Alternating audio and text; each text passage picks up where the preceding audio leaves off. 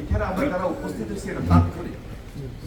হয়তো বা কেউ গতকালকে আমার লক্ষ্মীপুরের নোয়াখালী বিএনপি আমার ছাত্র রাজনীতি সবাই এখানে জেনে শুনে আসছে যে আমি হয়তো এখানে আসতে পারি। ওই সম্ভাবনা থেকে কেউ এত বড় আমেরিকার মধ্যে দাওয়াত পাইছে, কেউ দাওয়াত পাই নাই। আসলে এখানে দাওয়াতের কোনো সুযোগ ছিল, এই জন্য বলছি তাৎক্ষণিক। আমি আসছি সিঙ্গাপুরে,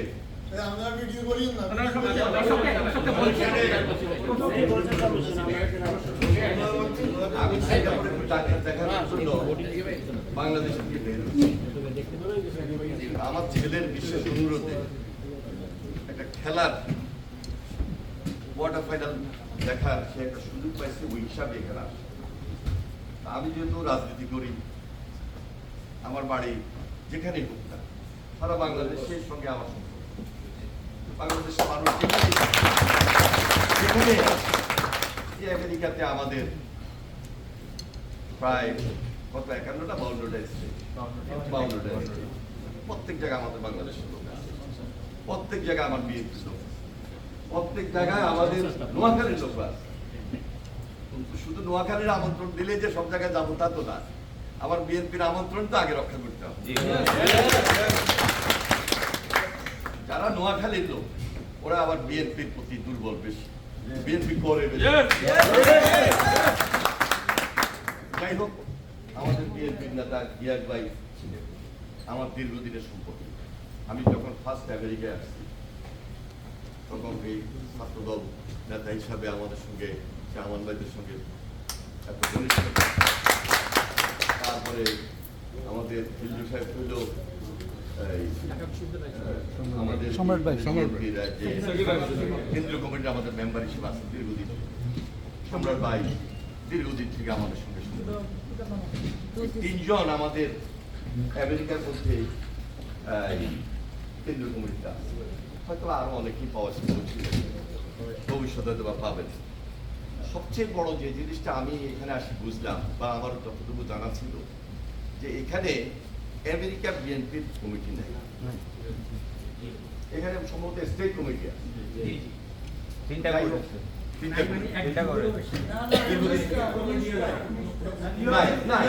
কথা নাই, সেটা প্রয়োজন। এতটুকু আমি উপলব্ধি করেছি যেটা প্রয়োজন। এখানে যারা উপস্থিত হয়েছেন আমাদের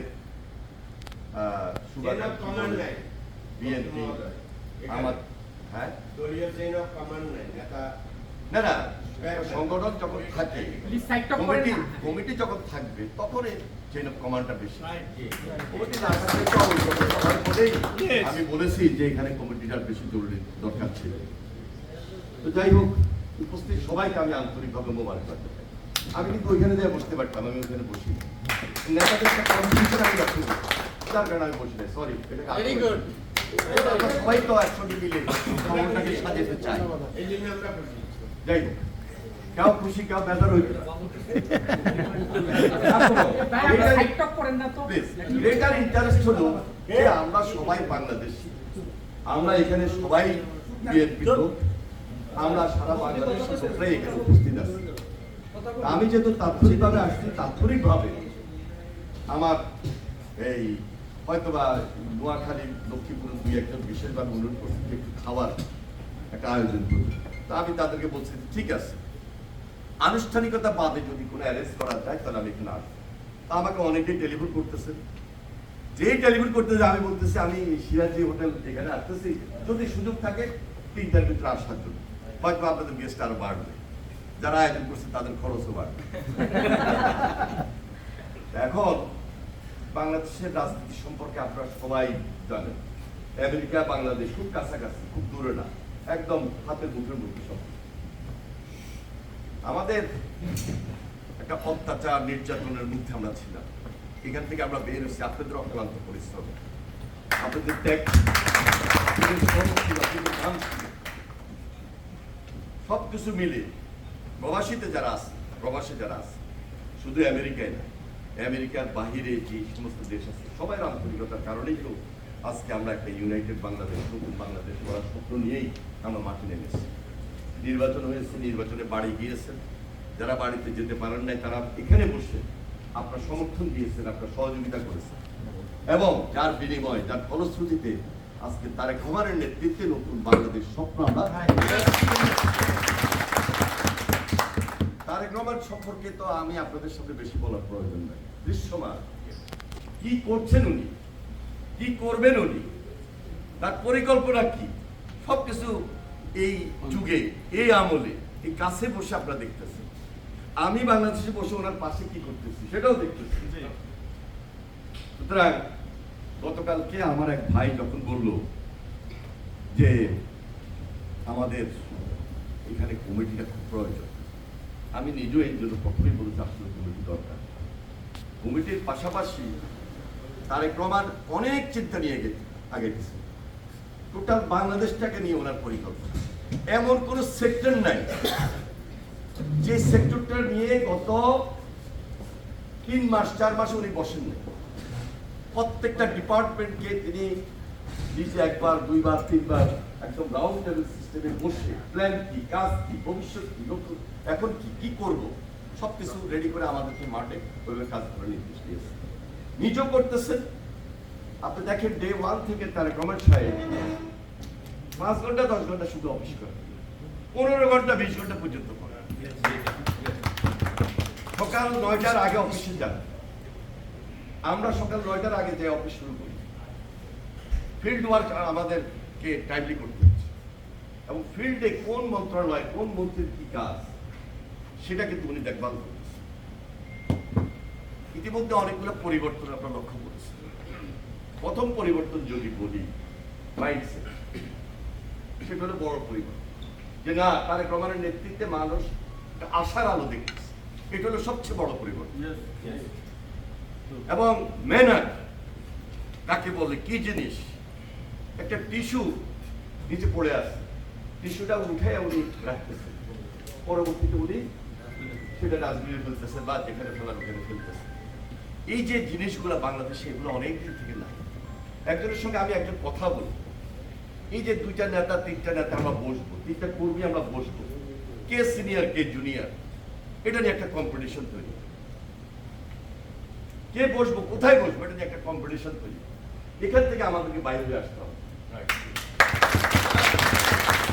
আমরা যদি বাংলাদেশ গড়ার চিন্তা নিজের দায়িত্বটুকু পালন না করি, তাহলে ইচ্ছা করলে আমি বাংলাদেশে করতে পারবো, ইচ্ছা করলেও পারবো। এখন আমরা একটা প্রশ্নের সবচেয়ে বেশি সম্মুখীন হই, সেটা হলো সংগঠন। ওটা আমার দেশেও, সেটা আমরা বিদেশেও। আমরা গত নির্বাচনের পর 4 মাস পার হয়েছি, এখন পর্যন্ত সাংগঠনিক যে কাজটা জোরে সোরে আমরা যেটা আন্দোলনের সময় করেছিলাম, যদিও আন্দোলনের সময় করেছি, আন্দোলনের সময় অত সংগঠন করতে পারি না। সবার মধ্যে একটা আগ্রহ, আকাঙ্ক্ষা, যে কবে নাগাদ একটা শক্তিশালী সংগঠন আরো বেশি শক্তিশালী আকারে আমরা গড়ে তুলতে পারবো, এটা প্রত্যেকটা নেতা কর্মীর মধ্যে কাজ করতেছে। যেহেতু আমি পার্টির যুগ্ম মহাসচিব, আমাকে এই প্রশ্নের উত্তর প্রায় দিতে হয়। আমাদের মহাসচিব উনি চেষ্টা করতেছেন, এবং আমাদের চেয়ারম্যান সাহেব খুব কঠিনভাবে আগেই বলেছেন সংগঠনটা কীভাবে সাজাবেন, এটা একটা নতুন পরিকল্পনা নিয়ে এগিয়ে আগাইতেছে। হয়তোবা আমরা এই বছরের নভেম্বর ডিসেম্বর যে কোনো সময় ওনার কথা অনুযায়ী, দলের সিদ্ধান্ত অনুযায়ী কাউন্সিল, সেই কাউন্সিল হলে জোরে সোরে আরো সাংগঠনিক তৎপরতা শুরু হয়। পাশাপাশি আমাদের অনেকগুলো অঙ্গ সংগঠন, তারাও প্রচুর কাজ করতেছে। অনেকগুলো অঙ্গ সংগঠনের মধ্যে দৃশ্যমান কিছু কাজ আরো বেশি করা দরকার, সেই দিকেও নজর আছে। এই মুহূর্তে আমি আসার আগে বাংলাদেশে প্রচুর পরিমাণে বন্যা, এই বন্যাটা আপনারা টিভিতে লক্ষ্য করছেন, লাইভ দেখতেছেন অনেকেই। সেটা হলো চট্টগ্রাম হিলট্যাক্স, চট্টগ্রাম হিলট্যাক্স সবচেয়ে বেশি, পাহাড় দশে এই পর্যন্ত অনেকে মারা গিয়েছে। আমাদের টোটাল নেতা কর্মী ফিল্ডে কাজ করতেছে। আমি যদি এখানে না আসতাম, হয়তো আমি সেখানেই থাকতাম, আমি গিয়েও সেখানে চলে যেতাম। এর পাশাপাশি আমাদের সুনামগঞ্জ, আপনার সিলেট, এখানে একটা ধরেন প্রতি বর্ষায়, প্রতি প্লাবনে পানি একটা দলের কারণে বাঁধ ভেঙে যায়, সেখানে একটা সমস্যা সবসময় তৈরি, সেদিকে আমাদের বিশেষ নজর আছে। এটা হলো সুনামগঞ্জ, মৌলভীবাজার এবং সিলেট এই অঞ্চল। এখন আমরা সবচেয়ে বেশি একটা চ্যালেঞ্জের মুখে যেটা আছি, সেটা হলো এই প্লাবনটা, এই বর্ষাটা, এই বন্যার পানিটা যদি সারা বাংলাদেশে গ্রাউন্ড সাইডগুলোতে চলে যায়, তখন আরো বেশি বিপদ হয়ে যায়। তা আল্লাহর হুকুম আমরা অপেক্ষা করি। আপনারা যদি প্রবাসে আসেন, নিশ্চয়ই বাড়ির খোঁজখবর রাখতেছেন। যে যেখানে আসেন না কেন, আমি অনুরোধ করব আপনাদের যে বাড়িতে, যার বাড়ি চিটং, যার বাড়ি চিটং হিল ট্যাক্সি, যার বাড়ি সুনামগঞ্জ, যার বাড়ি মৌলভীবাজার, যার বাড়ি সিলেট, ওনারা আরো বেশি খেয়াল রাখবেন। কারণ আপনারা সবসময় করে আসছেন, এখনো করতে হবে। এই বানবাসী লোকগুলোর প্রতি আমার আপনার দায়িত্ব হলো, আমরা নতুন সরকার হিসাবে বা নতুন বিএনপির দায়িত্ব হিসাবে আমরা তাদের পাশে দাঁড়াই। সুতরাং আমার মনে হয় নিশ্চয়ই আপনারা করেছেন, করবেন, এই ব্যাপারে কোনো সন্দেহ নাই। আর সাংগঠনিক যে কাজটা আমাদের এই এলাকায় করা দরকার, এই যে নিউ ইয়র্ক প্লাস আমেরিকায়, এটা যুক্তরাষ্ট্র কমিটি, আমি এখান থেকে মাননীয় প্রধানমন্ত্রীর সাথে, মহাসচিবের সাথে আমি আলাপ করবো, আলোচনা করব। যদিও আমি দীর্ঘদিন আমেরিকায় আসা পড়ে নাই, কিন্তু আমি আমেরিকা অনেকবার আসা যাওয়া করেছি। আমেরিকার সাংগঠনিক তৎপরতা সম্পর্কে আমার আগেও হিসাব বিকাশে ছিল, এখনো যে হিসাব বিকাশে নাই তা না, কিন্তু আমার গ্যাপ ছিল বিদায়, হয়তো আমি কখনো এই ব্যাপারে আপনাদের সঙ্গে সেই ব্যাপারে আলোচনা করি নাই। আজকে সুযোগ পেয়েছি, আমাদের চারজন ভাই যেহেতু আমাকে এখানে আমন্ত্রণ জানিয়েছেন, সে আমন্ত্রণের সঙ্গে এখানে সবাই একত্রিত হয়েছেন, আমি সবাইকে আন্তরিকভাবে মোবারক।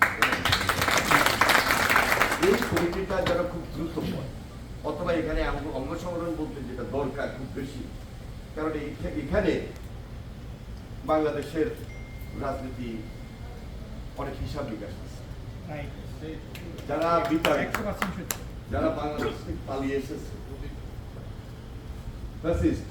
তারা কিন্তু আপনার চারপাশে কোনো কারণে যদি আমরা দুর্বল হই, তারা সবল হবে। আমেরিকাকে শক্তিশালী সংগঠন গড়ে তুললে বেনিফিটটা বাংলাদেশ, বেনিফিটটা তার গভর্নমেন্টের নেতৃত্বে আমাদের সবাই। এটা উপলব্ধি নিশ্চয় আপনারা তো করেনি, আমি নিজেও করছি আপনাদের সঙ্গে। আমি যদি এখানে ফার্স্টে আইসে যদি এই মাইকটা হাতে না নিতাম, এখানে একটা দ্বন্দ্ব হইতে পারত, ওই সুযোগ আমি দিই। সংগঠন করতে করতে এখানে আসছি। আবারও বলছি, সরি, কিছু মনে করবেন না, ওইখানে বসি নেই, এটা আপনারা আদারওয়াইজ দিবেন না। আমি কম্পিটিশনের ভিতরে যাইতে চাই, এখানে বসছি একটা এখন আসেন, যদি খাওয়া দেন সবাই মিলে মিশে একটু চাটা খাওয়া দাওয়া করে তারপর আমরা বিদায় নিই। আমরা সবাই বিদায় নিব, যে যেখানে আসি না কেন, সবাই আমরা, আবারও বলি, বাংলাদেশি, সবাই আমরা বিএনপি। আমরা সবসময় এই প্রায়োরিটিটা দিয়েই নতুন স্লোগান নিয়েছি যে সবার আগে বাংলাদেশ, এবং তারেক রহমান ইদানিং কালে সবার আগে বাংলাদেশের চেয়ে বেশি বলেন সবার জন্য বাংলাদেশ, সবার জন্য বাংলাদেশ। উনি দীর্ঘদিন বিদেশে ছিলেন, নির্যাতিত ছিলেন, নির্বাচনে ছিলেন। দেশনেত্রী বেগম খালেদা জিয়ার জন্য বিশেষ দোয়া করবেন। উনি যখনই সুযোগ পেয়েছেন, আমেরিকায় যতবারে এসেছেন, আপনাদের সঙ্গে মিটিং করেছেন। তারেক রহমান সাহেব যখনই আসবেন, সুযোগ পাবেন, আপনাদের সঙ্গে মিটিং করে আমরা শহীদ প্রেসিডেন্ট জিয়া রহমানের এই আদর্শের সৈনিক সবাই এক এবং নেতৃবৃন্দ সিনিয়র যারা আছেন আমাদের এখানে, আমি ওই যে আমাদের আগের সেক্রেটারি বাবুল, তো অনেকে আছেন, জসিম আছেন, তারপরে তবু সাহেব আছেন। নাম বলতে গেলে সবার নাম বলতে হবে, এই জন্য সবার নাম আর বললাম না। আপনারা সিনিয়র, সবাইকে একটু দেখে শুনে রাখার চেষ্টা করবেন, নিজেদের মধ্যে ইউনিটি রাখবেন। ইউনিটির বাইরে কিছু নাই। আমরা পার্লামেন্টে যখনই বসি, ইউনিটির উপর বেশি জোর। যদিও জামাত ইসলামী সংসদের ভিতরে ইউনিটিটা শো করে, বাইরে কিন্তু তারা ইউনিটিটা শো করছে না করারও তাদের রাজনৈতিক কিছু উদ্দেশ্য আছে। ওই উদ্দেশ্যটা যে বাংলাদেশের জন্য খারাপ, এটা বুঝতে কিন্তু বাকি নেই। এই জন্য আমাদেরকে বেশি ইউনাইটেড হতে হবে। আমাদের মধ্যে ঐক্যটা বেশি সুদৃঢ় রাখতে হবে। আমি সবাইকে আন্তরিকভাবে মোবারকবাদ জানিয়ে খুব স্বল্প সময়ের জন্য উপস্থিত হয়েছি, এই জন্য পুরো আনুষ্ঠানিকতার মধ্যে গেলাম না। সবাই ভালো থাকবেন, দোয়া করবেন।